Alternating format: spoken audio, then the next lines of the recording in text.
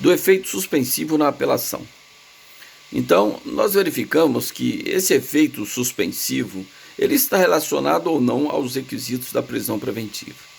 Então, por exemplo, numa apelação onde o juiz absolve, né, absolve o réu, a apelação não terá efeito suspensivo. Por quê? Da decisão absolutória, está lá no artigo 386, o juiz deverá imediatamente colocar o réu em liberdade.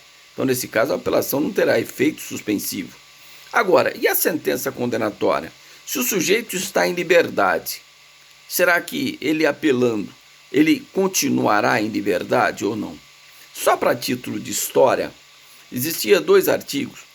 O artigo 594 do Código de Processo Penal dizia o seguinte: se o sujeito fosse primário e bons antecedentes criminais assim reconhecido na sentença, poderia apelar em liberdade. Caso contrário, ele deveria se recolher à prisão. Certo? Sob pena da sua apelação não ser conhecida. Tá? Então esse artigo, depois da Constituição de 88, ele já foi questionável e depois passou o entendimento que ele era absolutamente inconstitucional. O que tem a ver na questão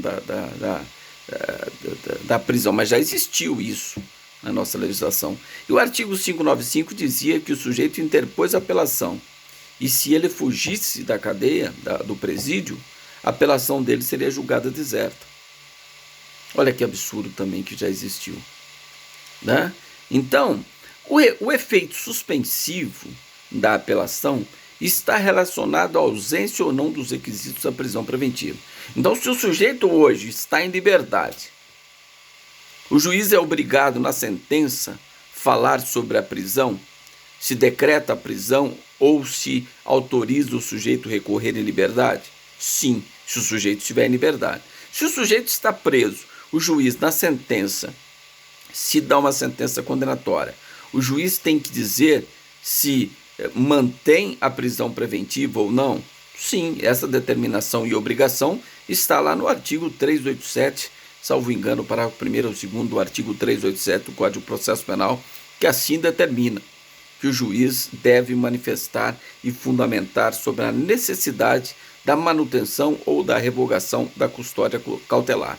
Então, na ausência dos requisitos da prisão preventiva, a apelação terá efeito suspensivo.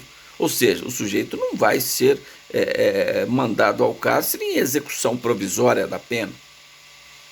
Certo? Então, toda vez que inexistir requisitos da prisão preventiva, né, a apelação, nesse caso, terá efeito suspensivo. Ou seja, o juiz condenou 8 anos, o sujeito está em liberdade, não tem o requisito da prisão preventiva, qual que vai ser o efeito da apelação?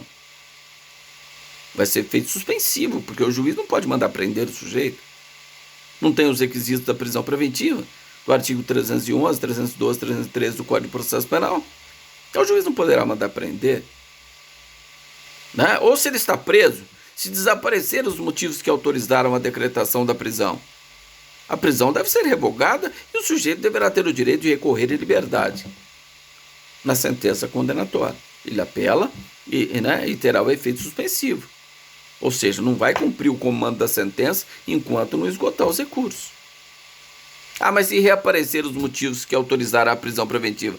Tudo bem, lá em segunda instância, em terceira instância, quarta instância, pode decretar a prisão preventiva, sempre que aparecerem os motivos que autorizaram a sua decretação.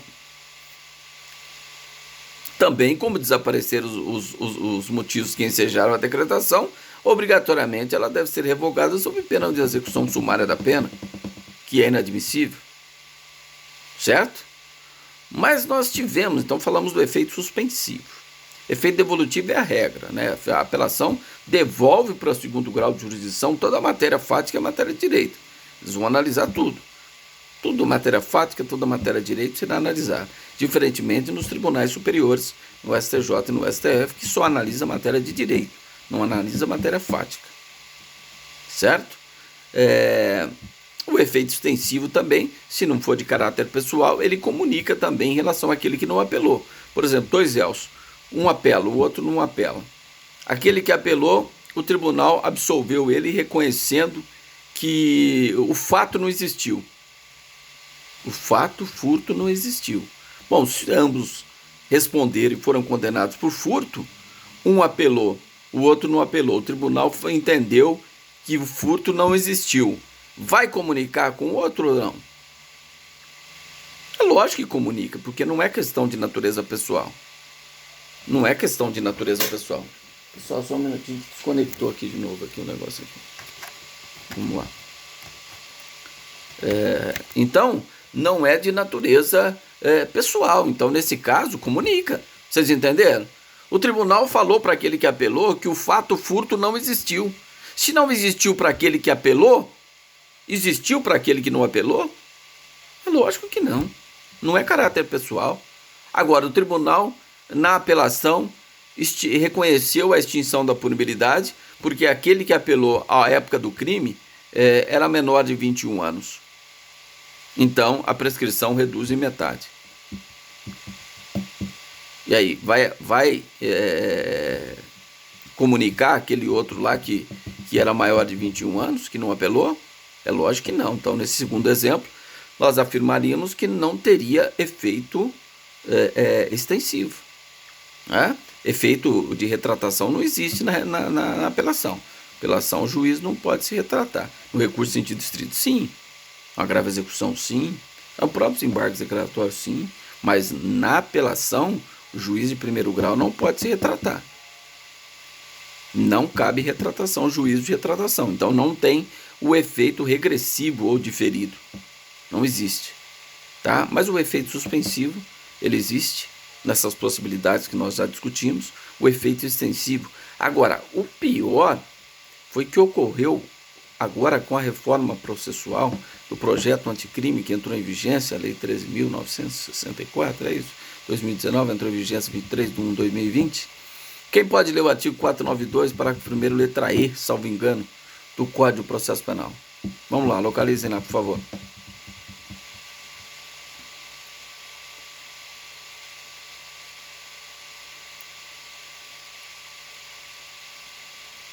Pois não? 492, salvo engano, parágrafo 1º, letra E, da sentença do Tribunal do Júri. O juiz deverá observar o que diz o artigo 387 e agora uma inovação, que é a letra E do parágrafo 1º, salvo engano. 492 do Código de Processo Penal, letra E.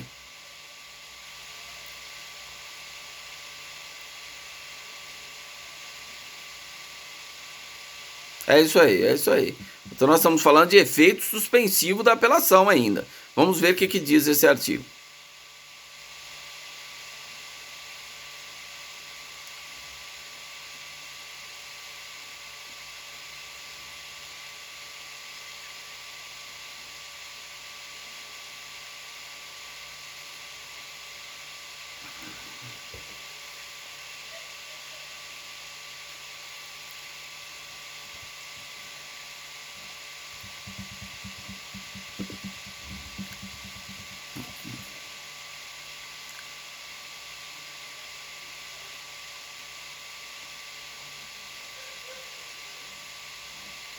Olha que absurdo que aconteceu essa mudança, que absurdo.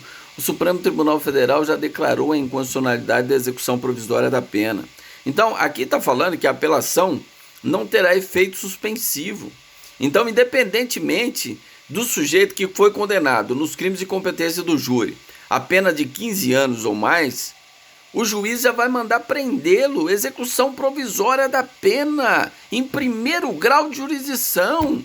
Em nome da soberania dos vereditos, o Supremo Tribunal Federal acabou de declarar a inconstitucionalidade ou a constitucionalidade do artigo 283 nas ações de inconstitucionalidade 43 e 44, declarou constitucional o artigo 283 do Código de Processo Penal, que diz do princípio da inocência, da não culpabilidade, inadmitindo a execução provisória da pena. Aí vem o legislador no projeto anticrime e fala que não. Se no júri for condenado, o júri é soberano. Se ele for condenado a 15 anos, o juiz já pode mandar prender execução provisória da pena em primeiro grau de jurisdição. Aquela discussão toda que nós estávamos tendo lá atrás, no caso Lula, se podia prender ou não, que se era constitucional ou não, era para ver se podia prender em segundo grau de jurisdição. A lei nova agora falou que pode prender em decisão de primeiro grau de jurisdição, quando o sujeito for condenado à pena pelo tribunal do júri a 15 anos ou mais. Como que nós vamos admitir isso? Que absurdo! Execução provisória da pena. Prisão preventiva é outra coisa, pode ser decretada, se tiver os requisitos. Se tiver os requisitos de forma concreta, pode ser decretada a prisão preventiva. Ele estando preso, o juiz recomenda a prisão onde ele se encontra, dizendo que permanece os motivos que autorizaram a prisão preventiva. Ou se ele estiver solto, apareceu nos autos motivos concretos que autorizam o decreto de prisão preventiva, o juiz argumenta de forma concreta e decreta a prisão preventiva sem nenhum problema. Agora, criar uma prisão automática sem fundamentação, o juiz não precisa fundamentar. Se o sujeito for condenado em 15 anos, ele fala assim, ó, espeça-se mandado de prisão, espeça-se guia de execução provisória, que nós já vamos começar a executar a pena dele de 15 anos. É uma prisão sem fundamentação. É uma prisão automática. Desde quando o tribunal... Olha, no tráfico de droga, o artigo 44 dizia, não cabe liberdade provisória.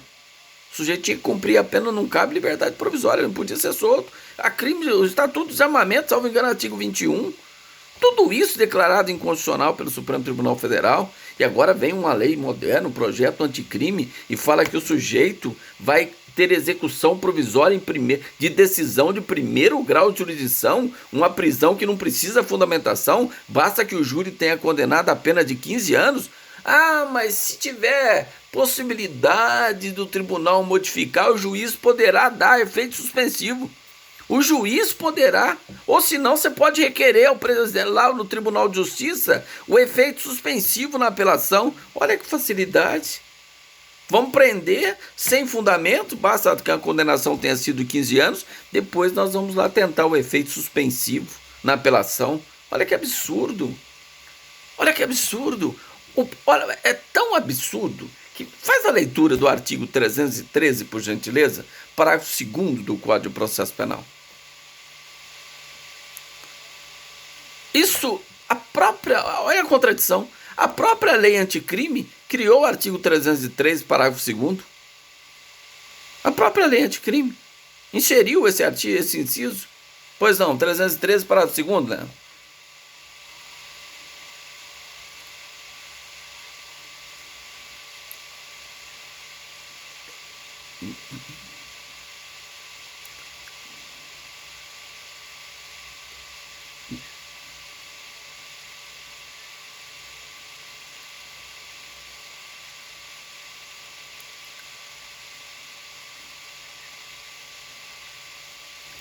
O que a lei está falando? Que a prisão preventiva não pode ser utilizada para execução provisória da pena. E o que o juiz faz quando ele diz o seguinte: o sujeito foi condenado a 15 anos, ele fala assim, espeça-se mandado de prisão, execução provisória da pena. A própria lei vedou a prisão preventiva como finalidade de execução provisória, e essa prisão derivada de condenação de 15 anos? Sem fundamentação nenhuma, porque o juiz não precisa fundamentar. Ele pode decretar a prisão preventiva, desde que ela não seja utilizada como forma de execução sumária da pena, antes de terminar todos os graus de jurisdição que tem direito aí o réu ao princípio da inocência, que não é absoluto, mas é relativo, e tem que ser observado. Vocês entenderam o tamanho do problema que foi criado com essa questão do efeito suspensivo nas decisões proferidas pelo Tribunal do Júri? O tamanho do problema que vai dar isso aí? Absurdo. Uma prisão automática, né? Nesse grau que nós estamos, gente, de analisar os tratados de direito internacional que o Brasil é signatário. O Supremo já falou que o artigo 283 é inconstitucional. Ninguém poderá ser considerado culpado senão após o trânsito julgado da sentença penal condenatória. O sujeito tem direito de recorrer a todos os graus de jurisdição, sem execução provisória da pena. Aí vem uma lei 9 e fala o seguinte, se o júri condenou em 15 anos, primeiro grau de jurisdição. O júri é soberano. Quantos júris são anulados pelo Tribunal de Justiça? Quantos júris são anulados pelo STJ, pelo STF? Então, decisão de primeiro grau já pode execução provisória da pena. Nós acabamos de discutir isso no Supremo Tribunal Federal. Não faz nem um ano que isso foi discutido. Já vem a lei de 2020 e fala que pode executar. Pelo amor de Deus. Pois não.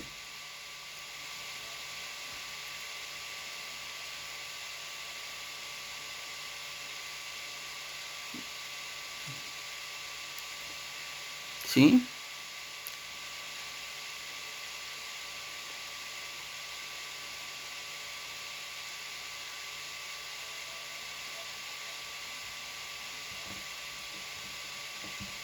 Sim.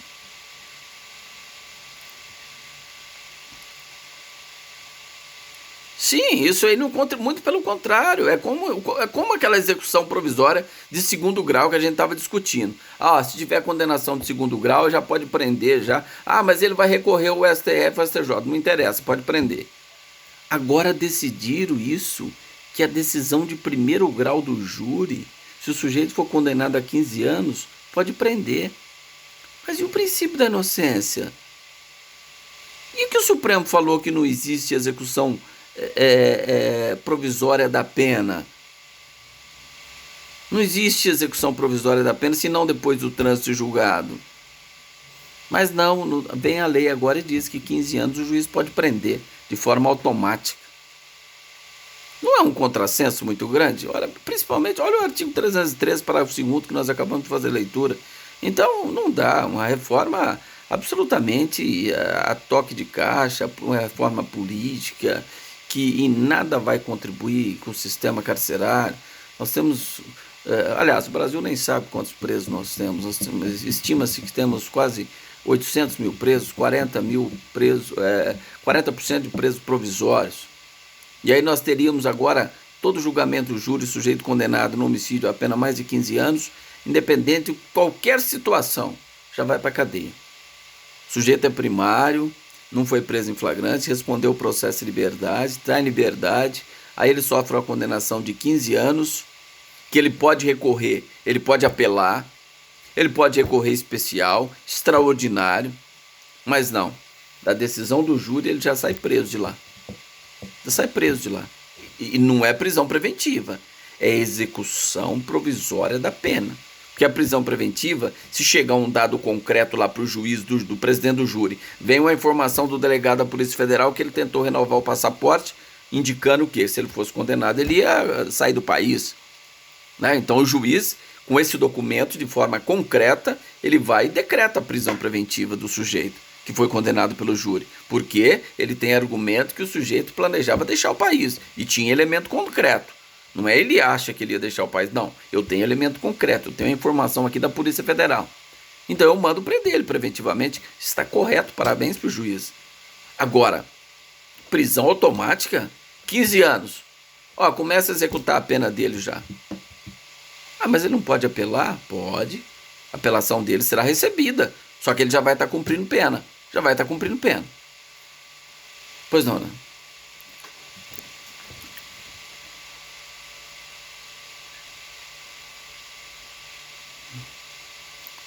Olha, a princípio, né, se eu for atuar num caso desse, já tem, eu tenho 3 júris em junho, um dia 4, um dia 9, e o do Guilherme Longo que começa dia 14 dias de júri seguido. Então, mês de junho desse ano eu tenho 3 júris marcados. Um em Jardinópolis, um na comarca de São Roque de Minas e um na comarca de Ribeirão Preto. Todos esses, eu vou entrar tudo com habeas corpus preventivo. Né? Que por esse fundamento meu cliente não pode ser preso. Pode ser preso por outro. Ah, mantenha a prisão preventiva porque estão presentes os requisitos da prisão preventiva, tal como lançado em decisão florestais. Permanece os requisitos. Ok, pode manter meu cliente preso. Mas argumentar que só pelo fato que meu cliente foi condenado 15 anos, ele já pode executar provisoriamente a sentença, isso não. Vou entrar todos com habeas corpus preventivo, justamente questionando essa inconstitucionalidade desse dispositivo, absolutamente inconstitucional, frente ao princípio da inocência E é lógico, com base na decisão última do Supremo Tribunal Federal, que por maioria reconhecia uma impossibilidade da execução provisória da pena em segundo grau, que dirá em primeiro grau. Então, todos eles eu vou entrar com habeas corpus preventivo, porque nesse sentido, meu cliente não pode ser preso. Pode ser preso por outro. Se tiver motivo da prisão preventiva, que decrete a prisão preventiva ou que mantenha a prisão preventiva. Mas por esses 15 anos, não, isso aí é inadmissível. E pode, quando você alega essa inconstitucionalidade, o tribunal pode, o Tribunal de Justiça, o Superior Tribunal de Justiça, o STF, declarar a inconstitucionalidade. Você chegar, lógico, no STF, em sede de habeas corpus, mesmo assim, ele pode declarar a inconstitucionalidade, um controle difuso de constitucionalidade, que faz efeito entre as partes, mas já lança uma posição da turma sobre essa matéria. Tá? Mas não tem efeito erga omnes como tem nas ações diretas de constitucionalidade, ou as ações de arguição de descumprimento do preceito fundamental, ou ação direta de inconstitucionalidade. Tudo bem? Ok? Ok, Leandro? Acho que ele não ouviu. Tudo bem? Então tá. Pessoal, bom, o objetivo da aula de hoje era